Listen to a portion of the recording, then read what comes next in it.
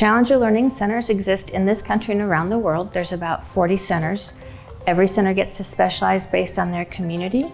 We are focused on the aerospace industry in South Carolina. When ours was built back in 1996, we were the only one that had our very own building. So when kids come to us, everything we try to make spacey. You know, we've got pictures everywhere. We've had some wonderful donations. So we have real space shuttle tires. We have tiles that came from the space shuttle. We have the model helmet that was on display at Kennedy Space Center. You know, we have some images that are from the 60s when the Apollo missions were going on. So kids can see all of this stuff. So everywhere you go, we try to constantly add new stuff and change it up so people are completely immersed.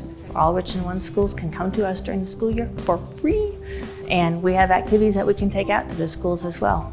Welcome to the space station. Come on in, what's poppin'? What we do is so much fun because a lot of times kids have heard about things, read about things, but not actually had a chance to do those things.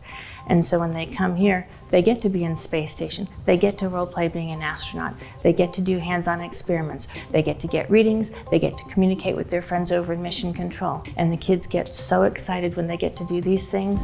And I can't count how many times as kids leave our building, they're like, this is the best field trip ever. For every activity that we do, we tell the students what kind of careers are available if they're interested in the kind of science that we're doing in the particular activity. We make an effort for every activity to have a hands-on component so students aren't just listening about science or reading about science, they're actually doing science, they're doing experiments, they're getting to actually do the kinds of things that scientists and engineers get to do. They love what they do here, they get to do it, they talk about it. We have adults come back and say, oh, I remember when we did this. It gets them excited about science and they see that it's more than just what's in a book and that they can have those kinds of jobs and they can do those things when they grow up. And it's really great to be a part of that.